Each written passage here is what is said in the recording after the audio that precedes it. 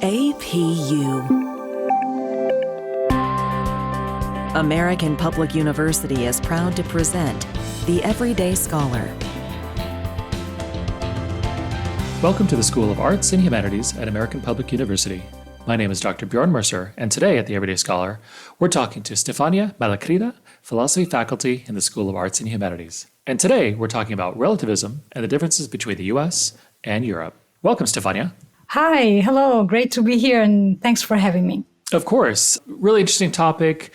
Just to start, most philosophy, I'm talking from a Eurocentric point of view that we study, of course, comes from Europe.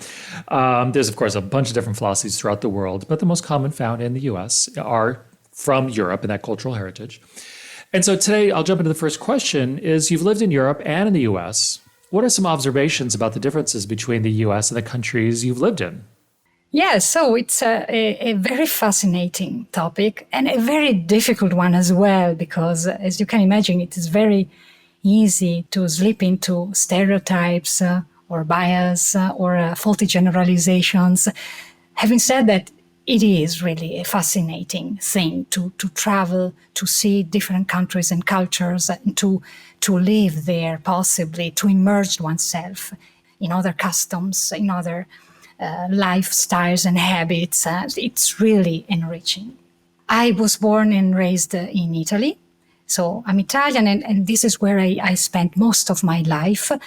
Very early on, that this does not directly pertain to your question, but just to give you a little bit of background, I've spent there most of my life, and I attended high school and the first part of university in Italy. In Italy and in Europe, philosophy is a very important subject. So we start studying it in high school, very early on when we are 15, and we spent the last 3 years of high school studying this wonderful subject, in my view. And this is when I fell in love with it, by looking at my professors writing on the board words such as truth, God, ethics, good, bad, happiness. So I wanted to do philosophy. I was interested in German philosophy. So after a couple of years attending university in Italy, I moved to Germany, and I spent there another 5 years to end my university and to do my graduate studies. And then in 2008, at the end of 2008, I moved to the US out of love. So that's love, love that moves all the stars and sun, like Dante says in his Divina Commedia. I followed my husband here, and so I have been living here since 2009, more or less 12 years now. I definitely know 3 countries better than others: Italy, Germany, and the United States. They are 3 Western countries, so they are very similar to some extent. We are talking about the same shared values, Western values, coming from ancient Greece, mostly. But there are differences. And it was really interesting to live, to experience these differences from early on, because there is indeed a cultural shock. So I'm going to tell you a couple of examples, and I have a long list, so stop me when I'm exaggerating, when it's too much. So the first thing that comes to my mind is the notion of personal space. In America, people cherish, really value their own personal space. I'm not sure how much it is, but definitely 2, 3, maybe 4 feet of space of radius around them. And it's a violation to infringe, to get into the personal space of another person for whatever reason. So that was a discovery because we don't have this. Definitely not in Italy. Maybe it's a demographic thing. So the demographic density is really high in Europe and in Italy. We have medieval cities. We have curbs sideways. People walk and bump into each other. There is also the possibility of random encounters, which is not so easy in a car-based society like the United States, where you really have a lot of space. So personal space is more doable in the United States. And it is a must also in a classroom. So at the beginning, I would I used to touch my students, for example. Nothing dangerous, nothing compromising, but just a simple hand on one's shoulder. And I noticed really quickly that they would feel weird. And then I learned about this concept of personal space. Yeah, especially it's an interesting conversation, especially in teaching. You don't touch students. It's a cultural assumption being from here. Even in college, of course, you don't. I mean, of course, primary and secondary, you don't at all. But even college, yeah, that's just, it's a cultural norm, I guess, that is just here. Exactly, a cultural norm. And this is what we will talk about. This is precisely the core of relativism. But yeah, now we are confirming me so firmly. My goodness. So I go back and I say, oh my goodness, what did I do? Another thing that is very related to this is staring. So in Italy, especially in Italy, but also in Germany, also in Northern Europe, people stare without any problem. And they roll their eyes from head to toe. They examine another person's look without any problem. So for maybe more than 2-3 seconds. And there is no problem with that. Maybe there is also an element of showing off, of being proud of one's look. There is also the negative part, the bad side of it, this inquiring, judgmental staring, which is not welcome. But it is accepted. It is a cultural norm, as you said. And again, I've noticed that that's not welcomed here. It's perceived as rude. And actually, one of my students, when we did a study abroad program in Italy, made me notice this very clearly, because I had this dozen of really pretty American students walking around Florence. And one of them once told me, people don't have a problem staring here, right? And I realized then, yeah, we don't have a problem. Maybe it's a bad habit. It's a disrespectful habit. But it's a habit. It's a commonly accepted behavior. That's interesting because, since we're talking about cultural norms, they're things that exist because they exist. It's just whatever my parents taught me, then you teach your parents, as we were talking, are different in Italy or Germany, which, obviously it's Eurocentric or Western centric. So they're all similar, like we were talking about shared values, but, slight differences between the cultures where when you then encounter a different culture or, as an American in Italy are the foreigner, then you then experience those firsthand. And there's no right or wrong with these practices. They're just different. Yes, exactly. And as you said, those are subtle differences because we all belong to the same Western lifestyle. So they are subtle, they are minimal, but they are very meaningful. I mean, they make a difference between being rude or being kind. And for a teacher, but in general for a person, this can be disorienting or shocking to some extent. It is meaningful. It can break relationships. It can lead to misunderstandings. So one has to learn them. Now, going to Germany, there's another thing that I noticed there and that, made me lose some friendships. Coming on time, punctuality. That's a must for Germans. And maybe 2, 3, even 5 minutes late are acceptable. But beyond that, no. Beyond that, one is careless, rude, unkind. So I had to explain that in Italy, people are allowed, do have this permission to come a little bit late. Then, of course, 10 minutes, and then after 10 minutes, it starts to be heavy. It starts to be unkind because you have somebody waiting for a quarter of an hour. That starts to be rude. But in general, there is a permission to come 5 minutes later, even 10. There is some flexibility there. That's great because I've always heard that. And I would say typically if there's a formal appointment, obviously in the US, you have to be on time. So I've found that in the West, being on time is a little looser. You don't have to be maybe as on time as Germans. Yes, I noticed that too. 5 minutes are acceptable professional meetings are another thing, as you said. I have to admit that. Well, in Italy and in other Southern European countries, I guess, but that's what I know. Italy, it's acceptable. 5 minutes are acceptable, even in an office, even if somebody is not there earlier. So 5 minutes, no later than 5, though. It seems like if you're on the East Coast of the U.S., being on time is more important. If you're on the West Coast of the U.S., being on time is not as important from a personal perspective, say for social encounters. When I first moved to Arizona, being on time in Arizona was like 15 minutes late or 30 minutes to part. It's pretty loose out here in Arizona. But again, you might talk to the next person from the West Coast and they would have a different perception. I didn't see here in the United States that rigid custom that you have in, say, Germany. Talking about Germany, another thing is facial expressions, facial expressivity. It's very subtle in Northern Europe. No, so it's a simple maybe raising an eyebrow.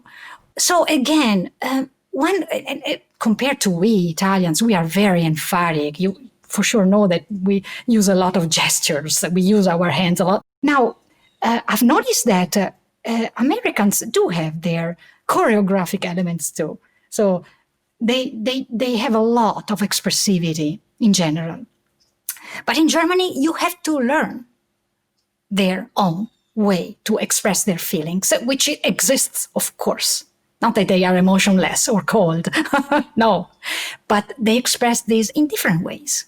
Going to another thing that's funny, a feature that I've learned here in the United States, a quality or a common behavior that people have that took me a while to understand, is that Americans, and again, this is a generalization and we will talk about it, but in general, Americans are not so direct when they have to say no. And we are very direct in Europe, more direct in Northern Europe, even in Holland, in Scandinavian countries. They are very direct. They are direct in Germany, and they are also direct, quite direct in Italy. No is no.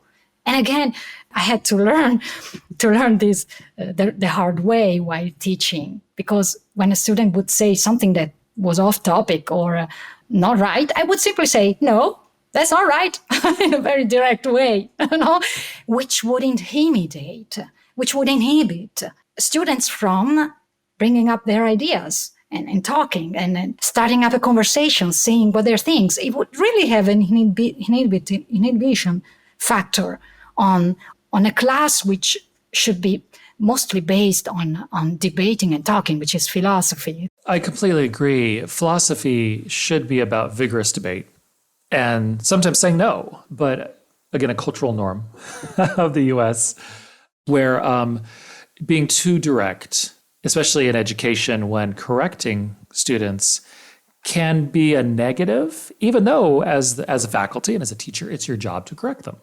So it's this weird balance of correcting with a smile, which is kind of a funny concept because it's just easier just to correct or say no, and then encourage them to then discover what the answer is or what an alternative is. But I don't know where that comes from, honestly. Yeah, and it's not just in the classroom, I have to say, because how many times have I heard as an answer, we'll see, not a direct no, maybe. So from friends, people, co-workers, acquaintances, they use they again. Americans in general use more paraphrases or euphemisms in order not to be direct. We'll see. And so, and I would say, okay, we'll see, but that's not a no. But after 2 weeks, there was no coming back from that person. Then, okay, that was a no. You also see that in business also, where it's one of those things where it's almost taught, never say no because you want to get the job done. Or don't say no because you want to prove yourself as like an up-and-comer, or you want to eventually get the next promotion, and you get the next promotion by just doing as much as you can. And when you read different, magazines and online magazines like Forbes or Business Insider, there's articles about how to say no, which is interesting because it would almost be easier to teach that at the beginning, how to say no, versus getting yourself in trouble because you always say yes. It's a matter of balance, as you said, as it is a matter of balance, not coming too late to an appointment. So we have to find that balance between the commonly accepted cultural norm and the, intentional unkind behavior. So it's a matter of balance. But people who are immersed in a country, in a custom, in a culture, they know where to draw the line in general. No, there are not so many ambiguities because those things, those qualities, those behaviors, those habits that we have, they belong more to the area of language and paralanguage rather than to choice and free will and intention. They are more part of the paralanguage, of communicational structure of a community. Yes, but it's fascinating to learn them. It's very fascinating. Like it is fascinating to learn languages all over the world. It must be interesting since you know Italian, German, English. Do you find that you are able to have better insight into original texts, such as reading Nietzsche or Schopenhauer in German versus reading those in Italian or in English as a translation? Because some meaning or context is always lost when anything is translated. Absolutely, yes. First of all, it is more pleasurable because you read an author and his or her thoughts crafted the way they wanted to craft them. So it is definitely more pleasurable, unless the translation is really a masterpiece. But this is rare, and it takes another writer to make a very, very good translation. But yes, you have a better insight. And talking about Nietzsche or Heidegger, or Kant, you understand that you weren't able to understand because the text was really difficult. It was not the translation, but it was the text that was really, really difficult, the way it was written in the original language. So at least you have no excuse. At least, okay, that's what they wanted to say. Some paragraphs by Kant or Nietzsche. Well, Nietzsche is a little clearer. Nietzsche is more a poet rather than a philosopher to some extent. But Heidegger, my goodness, he developed their own language, a completely new language. So when I read them, I said, all right, it was not me, and it was not the translation. The text is really difficult. Yeah, I was going to say, whenever I've read Nietzsche, it's always been enjoyable in English, because I can't speak or read German. And I haven't read Heidegger, but I'm not a trained philosopher, just so everybody knows. But I've recently been reading more Freud. And so I read his Civilization and Discontent from 1930. And it is so hard to read in English. And I don't know if it's because the translation is bad or if his original German is just hard to read. But it is just a slog meaning, it's a difficult read. Yes, it is a difficult read in the original language too. It's it gives you some more insight, of course. You understand better, but there are some authors that are just really difficult, like Freud, Nietzsche, Heidegger, my God, Kant. Well, Kant's German is also a German of the late 1700s, so there's also this layer of difficulty. And I'm glad you brought that up because when you read Shakespeare, in English, you read Shakespeare, and Shakespeare being late 16th century, I think that's when he did most of it. I don't think he did early 17th. So I'm trying to remember. I think he died in 1611. You can tell it's a different English. Now, it's a theatrical English, and it is, prose, but still there's certain things as you're going through that it's hard to understand. And then you go back to Chaucer's Tale, and then it's almost a completely different language. Yes, but it does give you more knowledge of what the author wants to say, right? And you were mentioning Freud, for example. If you think about it, in German, we have 3 genders: feminine, masculine, and neutral. And to indicate the subconscious, Freud uses the neutral, the S, no? Er, sie und es. So, and this is lost in the translation, of course. No, it's kind of it, but it can work for everything in English, whereas in German we really have a gender for every noun, and this gender is either feminine, masculine, or neutral. So calling the subconscious as and it in the sense of gender neutral is very meaningful. I didn't know that. And it reminds me of Spanish, where everything has a gender. And then in English, some things have gender, but not from a, like the word doesn't inherently have a gender, where we apply a gender to ships. I don't know why. It's just a cultural norm. But when you look at the word ship, there's no gender to the word ship. And so I could see how coming up in German or Italian or Spanish, having gender as part of language would change the context of so many things. Absolutely. And that's a problem, actually, in terms of women's voice. Because given that the gender, the general gender of groups is always masculine, professions are masculine, it's difficult to, try to create that equality in language. And does a language influence the way we think? You bet, of course. It makes me think of some of the best aspects of philosophy, which you start questioning what's in front of you, or you start questioning what you've been taught. If you're born in a culture and a language in which, like you said, gender is assigned to certain things, it doesn't have to be that way. And so philosophy really makes you think, okay, why is it this way? Why was it set up this way? How can we change it? But then you're like, how do we change the language? Which it would be very difficult. Exactly.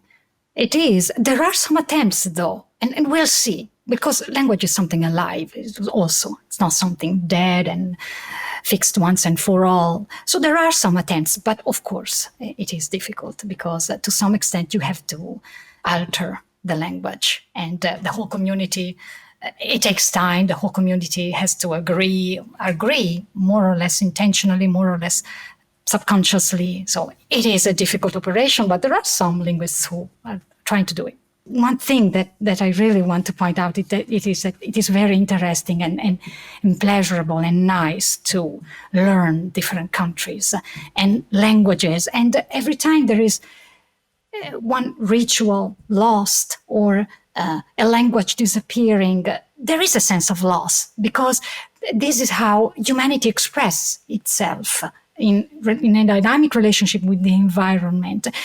There are so many languages, Native American languages, dialects. So why do linguists or people who love languages like me are, saddened by the disappearance of a language, which is not necessary? Well, because you have one variation of possible human expression less. No, it's like the Galapagos for Darwin, and all the variations of birds with their colors, whose mutation really made a lot of sense if juxtaposed to the environment. With humans, it's the same thing. This is why it's really something rich and a treasure to have so many variations and differences in customs, cultures, and languages. You have the same sense of wonder. No, this is the wonder that anthropologists have when they go and study a community and write down all the describable objective features and qualities of that community, from the laws of the community or of a nation, to architecture, to climate, to dressing codes, hygienic rules, gastronomic customs, traditions, rituals, etc., language and idiomatic expressions, etc., etc. So this is really something, the level of education. You can describe this whole set of knowledge into numbers, measurable elements. And this is what anthropology and psychology do, and sociology and economists, they do that too. And there is a scientific value in this. When do problems start with this? When do stereotypes and bias arise? And when do the relativistic problems arise? First of all, when we try to use all these data and descriptions to construct, to create, to define a supposed character of a country, of a community, no? Well, there is a little problem that a group of people, a group of persons is not a person, an individual. So it's a tricky jump, it's a tricky leap to attribute the qualities of individuals to the whole, the qualities of the parts to the whole. There is even a fallacy in philosophy that we call fallacy of composition, that to define, to indicate this erroneous way of thinking, no? And those are really fun fallacies. Fallacies are fun in general. But the fallacy of composition is like one of the simplest example is a bridge is made of atoms. The atoms are invisible, and hence the bridge is invisible. So that's, of course, a fallacy, because you're attributing an element, a quality, a characteristics of the parts to the whole. But the whole is not the parts. A bridge is not an atom. Same thing with communities and nations. So it's difficult to construct, to give shape, to bring about, to define the character of a people, the character of Americans. Like we were saying, Americans are, Italians are, Germans are. No, there is a problematic element. No, in fact, those are generalizations, and we have to be careful with them. Even more difficult is to go from that whole, from that supposed character, to the specific individuals. No, predicting the behavior and the qualities and the characteristics of each one of those individuals. And that's another fallacy. So they belong to the same family of fallacies. And today we're speaking with Stefania Malacrida, and we'll be right back after this short break. At American Public University, we believe higher education is not one size fits all. That's why we offer 200 modern programs that build on your knowledge and fit your schedule. Because we believe universities should adapt to the needs of students, not the other way around. American Public University, within reach, without limits. Online classes start every month. Learn more at AmericanPublicU.com. And we're back with Stefania Malacrida here at the Everyday Scholar.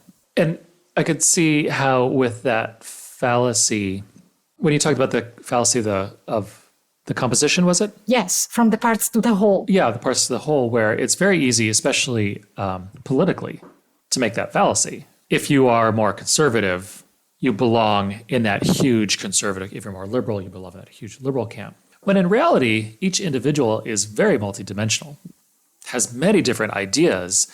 And I would say in America, cultural norm, we have two main camps, which to me is very unfair. There's no reason why you have to be in a red camp for Republicans or blue camp for Democrats when the spectrum of what each of those peoples and parties believe is very wide. Absolutely, yes. Yes, the fact that we cannot go beyond these cultural customs and rituals and prepackaged knowledge and reason with some kind of critical spirit and freedom, that's a problem. And actually, this is what we do in college. We try to foster, we try to teach critical thinking, precisely to create a distance between ourselves and our surroundings and be able to either accept them and embrace those customs, those norms with enthusiasm, or reject them.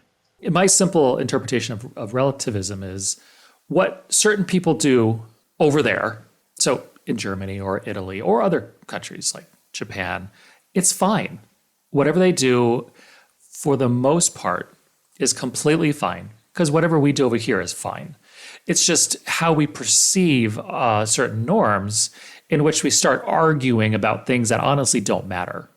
Yet humans, and this is part of something I've talked about before, which is the narcissism of small differences, we argue incessantly about the smallest of differences that don't matter. Where in relativism, unless, and of course I'm hesitant to say there's any universal rights or wrongs, But I would say one universal right, correct action is most likely don't murder anybody. Don't do certain things that hurt others. And where relativism, I think, doesn't really quite apply there. A universal human thing is to not hurt each other. But in other countries, there are much stricter or harsher, like judicial penalties, where relativism will come into play. Like in the US, we have the death penalty. In other countries, they don't. The US will say, well, we need it. Other countries will say, how could you do this? Right. So those are big issues, the death penalty. Another one is healthcare. Another one is weapons.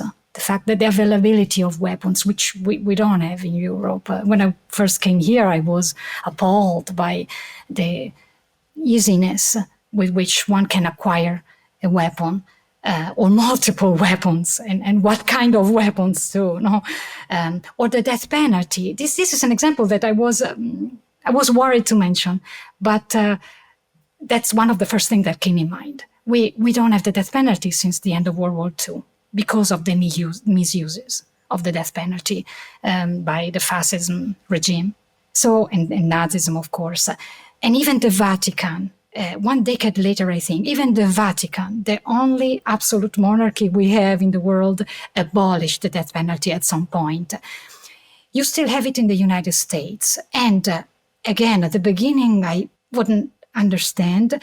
Now, talking with people, and I've lived in Texas for the first part of my American journey, I came to understand, not to share, not to agree, but to understand the reasoning behind it.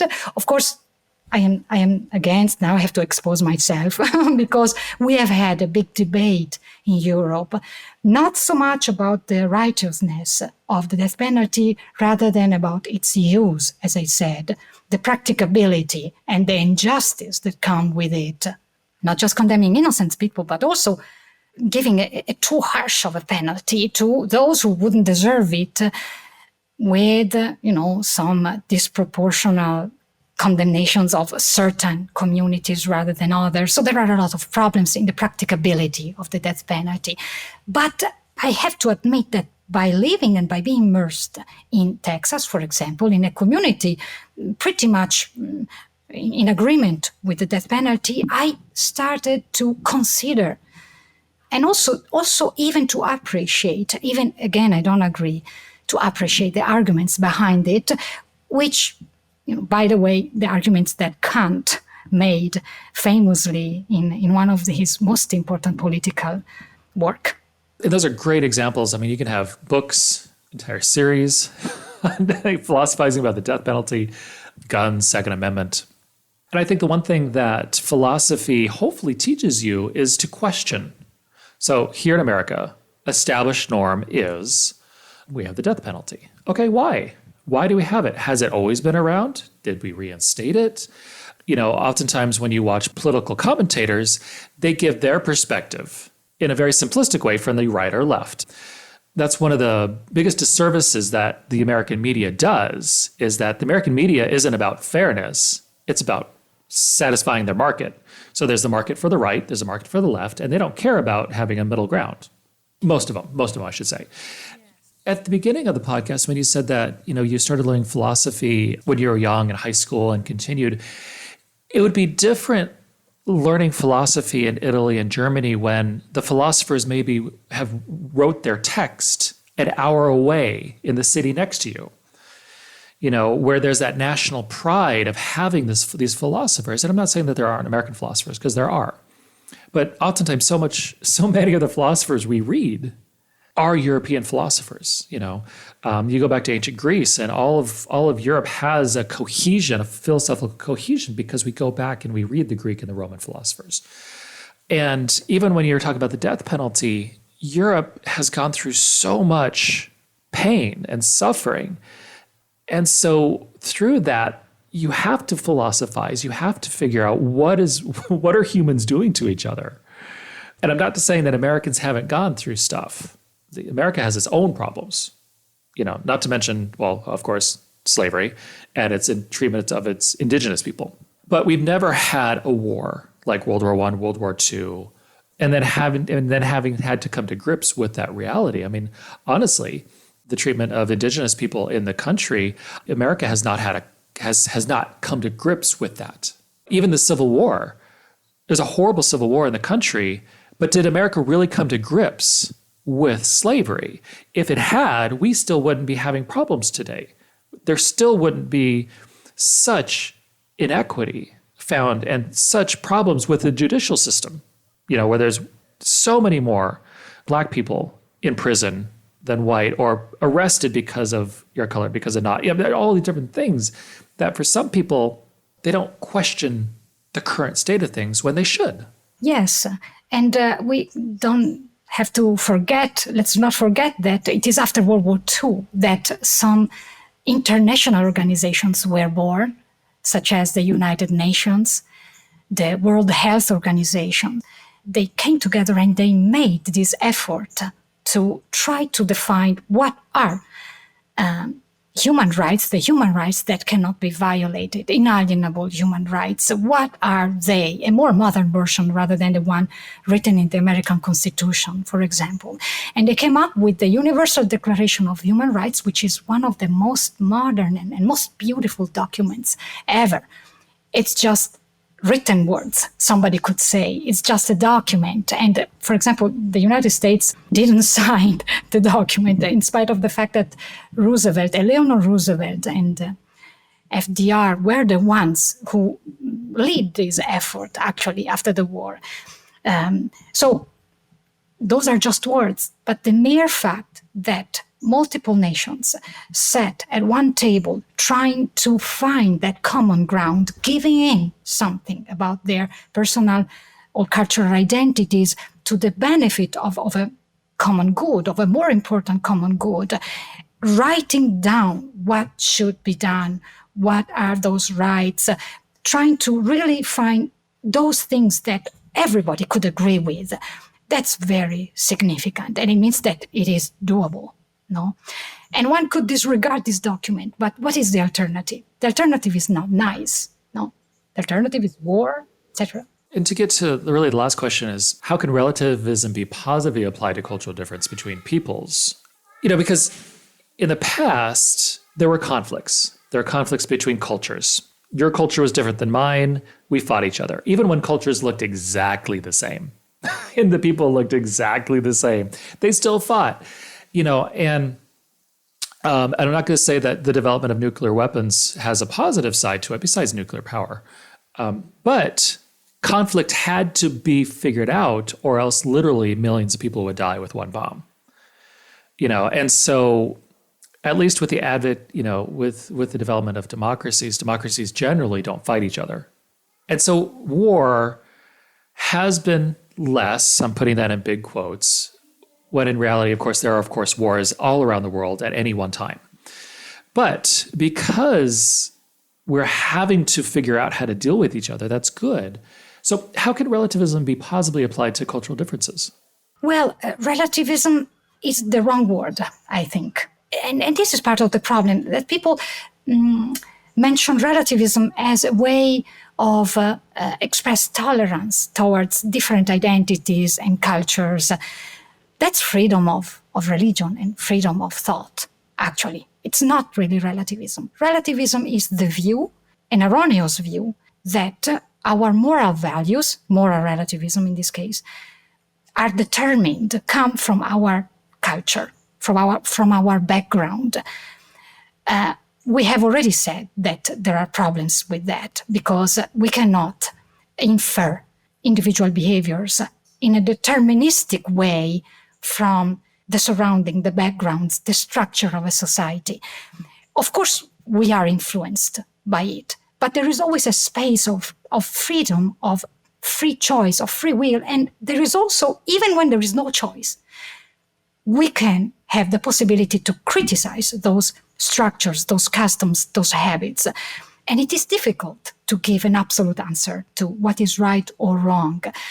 The most important thing, though, is to know that we don't receive what is right or wrong, those notions, those dictats, in a deterministic way from our surrounding. This is evidently untrue, because we do have critical thinking and we do criticize our laws, you bet, our customs, good or bad habits. We judge them, we consider them from an ethical point of view. And now we have some open questions. So what is absolutely right? Are there universal moral values? Where do they come from? What's their nature? So those are difficult questions. But the fact that we don't have an easy answer doesn't mean that we have to slip back to get back to this relativistic view by which we just pick what is right or wrong given from our culture. No? So it's enough to defeat relativism, so to acknowledge that there is a distance, that there is a critical gap between what we think and what is generally thought and accepted by a society. And these have been absolutely wonderful conversations. And Stefania, any final words for everybody who's listening? Well, the final words are that we have to get an education that allows us to nurture our critical thinking, our soul, as Socrates would say, and simply because we want to live in a peaceful world. And this is a desire that we all commonly share, or most of us share. Because what is the alternative? The alternative, accepting relativism, means being okay with slavery, as we said, with genocide, with subjugation of women, oppression of homosexuals, segregation, Nazism, brutality. So are we okay with these things? We want to say no. So what is the right thing to do? It's difficult. It's difficult, but somehow we have to come together and to find this common ground, because the alternative is not nice. The alternative is culture clashes, civil unrest, no, that we are experiencing today, even civil wars or actual wars, and social disintegration in the end. And we have to ask ourselves a question. Do we want this? What is it that we want as individuals and as a society? So, and this is where the philosophical journey starts. And absolutely wonderful. And I'd like to thank everybody for being here today. Thank you. And today we are speaking with Stefania Malacrida about the relativism and differences between the US and Europe here at the Everyday Scholar. For more information about our university, visit us at studyatapu.com. APU, American Public University.